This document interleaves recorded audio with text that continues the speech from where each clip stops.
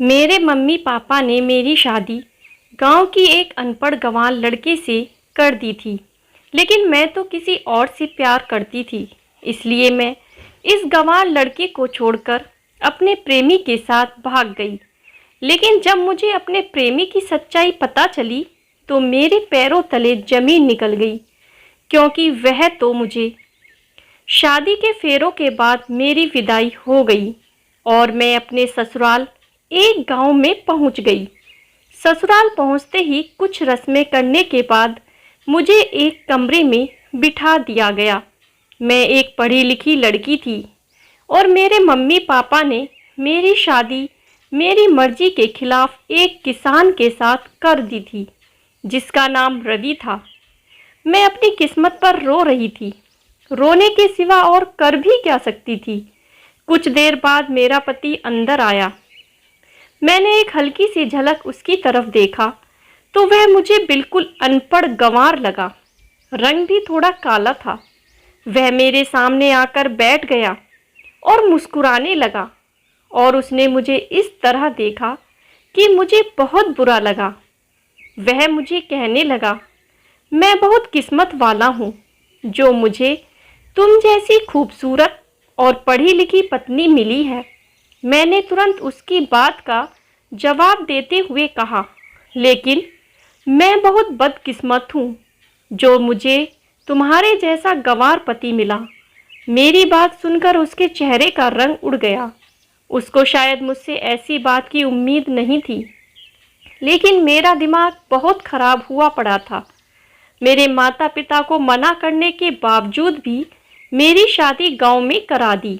मेरे मना करने पर उन्होंने कहा कि लड़का बहुत अच्छा है, खुद की ज़मीन पर खेती करता है, अच्छा खानदान है और कमाता भी बढ़िया है। तू वहाँ बहुत खुश रहेगी। लेकिन क्या खुशी बस अच्छी कमाई और अच्छे खानदान तक ही सीमित होती है? इसमें मेरी खुशी कोई मायने नहीं रखती। मेरे अंदर बहुत जलन थी। मेरे शब्द मेरे बस में नहीं थे। मन कर रहा था कि सारी भड़ास उस पर निकाल दूं। वह बोला, किरण, तुम ठीक तो हो? यह क्या बोल रही हो? मैंने कहा कि मैं सच बोल रही हूँ। तुम्हारा और मेरा कोई मेल नहीं है। मेरे मम्मी पापा ने पता नहीं तुम में क्या देखा जो तुमसे शादी करके मेरी जिंदगी खराब कर दी। यह सब बोलकर मैं रोने लग गई और मेरा पति चुप होकर बैठ गया और बहुत मायूस भी हो गया था। मैंने रोते हुए कहा कि मैं किसी और से प्यार करती हूँ। मैं तुम्हारे साथ बिल्कुल भी नहीं रह सकती। मेरी यह बात सुनकर वह हक्का बक्का रह गया। उसने कहा, तुम होश में तो हो? क्या बोल रही हो? मैंने कहा, जिससे मैं प्यार करती हूँ वो तुमसे ज़्यादा पढ़ा लिखा और स्मार्ट है। यह सुनते ही उसकी आंखों में आंसू आ गए और वह उठकर बाहर चला गया। पर यह सच था कि मैं एक लड़के से प्यार करती थी। वह मेरे साथ ही पढ़ता था। मैं अभी अपनी किस्मत पर रो रही थी। कुछ देर बाद रवि कमरे में वापस आया। उसकी आंखें सूजी हुई थीं। शायद वह बाहर से बहुत रोकर आया था।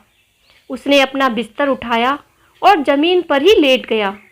मैंने भी अपने कपड़े चेंज किए और बेड पर सो गई। बहुत दिनों तक ऐसे ही चलता रहा। मैंने उसके साथ कोई बात की और ना ही कोई उसके साथ मेरे संबंध थे।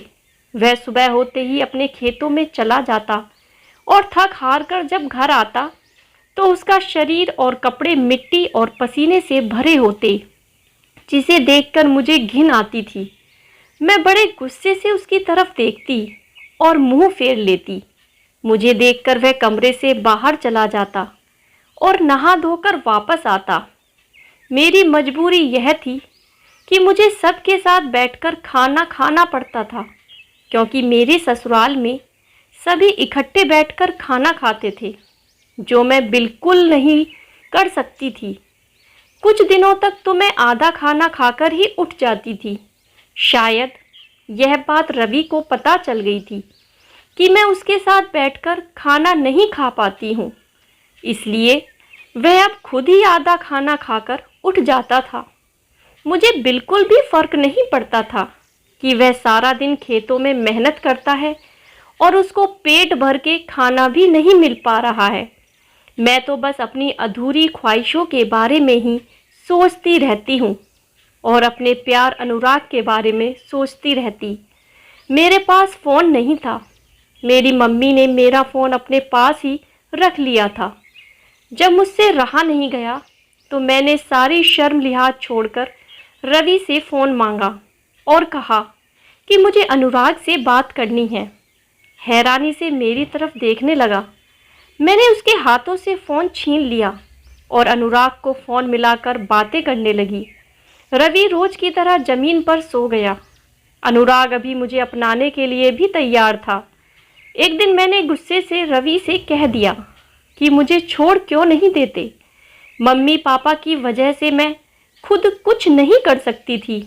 रवि ने कहा कि मैं तुम्हारे ऊपर कोई इल्ज़ाम बर्दाश्त नहीं कर सकता, क्योंकि तुम्हारे मम्मी पापा की इज्जत अब मेरी भी इज्जत है। अगर वह लड़का तुम्हें इज्जत से अपनाने के लिए तैयार है तो मैं खुद तुम्हें उसके पास लेकर जाऊंगा। मैं उसके साथ बात करके सारा इल्ज़ाम अपने ऊपर ले लूँगा, तुम्हें घर छोड़ दूँगा और तलाक के कागज़ भी भिजवा दूँगा। तुम खुशी से अपनी शादी उसके साथ करवा लेना। यह सुनकर मैं बहुत खुश हो गई। मैंने यह सारी बात अनुराग को बताई तो वह भी बहुत खुश हुआ। 2 दिन बाद मैं रवि के साथ अनुराग के घर पहुंच गई और रवि से कहा कि तुम तलाक के पेपर भिजवा देना, क्योंकि अब मेरा और तुम्हारा कोई रिश्ता नहीं रहता। रवि वहां से चला गया।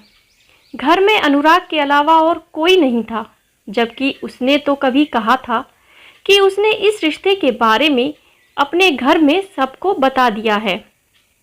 मैंने अनुराग से पूछा कि तुम्हारे घर वाले कहाँ हैं, तो उसने कहा कि तुम मेरे साथ कमरे में चलो, वहाँ चलकर बैठकर बात करते हैं। हम दोनों ने एक साथ बैठकर बहुत सारी बातें की और उसने हम दोनों की तस्वीर ले ली और वह तस्वीर किसी को भेज दी और खुद बाथरूम में चला गया। थोड़ी देर बाद उसके नंबर पर एक मैसेज आया, लड़की तो लाजवाब है, पर मैं इसकी कीमत 3 लाख से ज़्यादा नहीं दूंगा।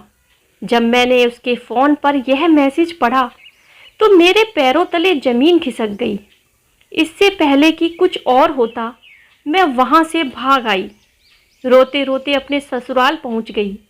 मुझे देखकर रवि बोला कि मैंने कहा तो था कि मैं तलाक के पेपर भिजवा दूंगा, अब यहाँ क्या लेने आई हो। मैंने उसको सारी बात बताई। उसके सामने मैं खुद को बहुत छोटा महसूस कर रही थी। थोड़ी देर बाद रात हो गई और वह हमेशा की तरह ज़मीन पर सो गया, लेकिन मुझे नींद नहीं आई और मैं सारी रात रोती रही। मैंने जो व्यवहार रवि के साथ किया था उससे मुझे खुद से नफरत हो रही थी। जब मैंने सुबह उठकर देखा तो रवि कमरे में नहीं था। मैंने रात को ही मन बना लिया था कि मैं रवि से माफ़ी मांगकर उसके साथ एक नई शुरुआत करूंगी। मुझे समझ आ गया था कि उसके जितना प्यार मुझे कोई नहीं कर सकता। रवि शाम को घर आया तो मैंने उससे माफ़ी मांगी। मैं बहुत रोई, लेकिन वह कुछ ना बोला। उसने मुझे कुछ पेपर दिए और कहा कि इनके ऊपर साइन कर देना। मैंने उससे कहा कि मुझे तलाक नहीं चाहिए, क्योंकि मैं हमेशा के लिए तुम्हारे साथ रहना चाहती हूँ। पर वह कुछ ना बोला और वहाँ से उठकर चला गया। मैं रोती रही और फिर सोचा कि रात को फिर से माफ़ी मांग लूँगी। जब रात को रवि फिर से नीचे ज़मीन पर सोने लगा तो मैंने उससे कहा कि वह बेड पर सो जाए। मैं उसके पैरों में गिरकर रोने लगी और कहा कि मुझे तलाक नहीं चाहिए। मुझसे बहुत बड़ी गलती हो गई है, इसके लिए मुझे जो चाहे सज़ा दे दो। रवि ने कहा, अगर पेपर पढ़ लेती तो ऐसा ना होता। मैं जल्दी जल्दी उठकर बेड पर पड़े पेपर पढ़ने लगी। पेपर पढ़कर तो मेरा सर चकरा गया, जिसमें लिखा था कि रवि ने अपने हिस्से की सारी ज़मीन मेरे नाम कर दी है। यह पढ़कर मुझे बहुत ज़ोर का झटका लगा कि कोई इतना अच्छा कैसे हो सकता है। मैंने उससे पूछा कि उसने ऐसा क्यों किया, तो उसने कहा कि मैं कल सुबह किसी काम के सिलसिले में शहर जा रहा हूँ, वापस आने पर सारी बात बताऊँगा। 1 हफ्ते से ऊपर हो गया था। मैं बड़ी बेसब्री से रवि का इंतज़ार कर रही थी और मेरा यह इंतज़ार कभी ना ख़त्म होने वाला इंतज़ार बनकर रह गया, क्योंकि रवि नहीं बल्कि उसका मृत शरीर घर पर आया था। घर में मातम छा गया। मैं तो यह सब देखकर बेसुध हो गई। उसके एक दोस्त ने बताया कि कुछ समय पहले ही पता चला कि रवि एक गंभीर बीमारी से पीड़ित है। शायद कोई बात थी जो उसे अंदर ही अंदर खाई जा रही थी। मुझे लगा कि यह सब मेरी वजह से हुआ है। जब कुछ दिन बाद घर का माहौल शांत हुआ तो मेरी सास ने मुझे एक चिट्ठी दी और कहा कि यह रवि ने दी थी तुम्हें देने के लिए। मैंने कहा रवि तो अनपढ़ था, फिर उसने यह चिट्ठी कैसे लिखी? मेरी सास ने मुझे बताया कि रवि बहुत पढ़ा लिखा था, तुम्हें कभी बताया नहीं उसने। लेकिन मैंने तो कभी उसके बारे में जानने की कोशिश ही नहीं की थी। मैं भागकर कमरे की ओर गई और चिट्ठी पढ़ने बैठ गई, जिसमें लिखा था, किरण, मैंने जब तुम्हें दुल्हन बने देखा तो तुम मुझे बहुत खूबसूरत लगी और तुम्हें देखते ही मुझे तुमसे प्यार हो गया। और हाँ, मैं पढ़ा लिखा भी था और चाहता तो एक अच्छी नौकरी भी कर सकता था, पर मैं अपने पापा के साथ किया हुआ वादा पूरा कर रहा था। उन्होंने अपने आखिरी समय में मुझसे एक वादा लिया था कि तुम इस ज़मीन को कभी बंजर नहीं होने देना, इसलिए मैं खेती करता था। जब तुमने मुझसे कहा कि तुम किसी और से प्यार करती हो तो मैं पूरी तरह से टूट गया था और दिमागी टेंशन लेने से मुझे यह बीमारी हो गई। जब मुझे इसके बारे में पता चला तो मैंने अपने हिस्से की सारी ज़मीन तुम्हारे नाम कर दी, ताकि मेरे मरने के बाद तुम्हें कोई तकलीफ़ ना हो। और हाँ, अब तुम आज़ाद हो, जिससे चाहो उसके साथ शादी कर सकती हो।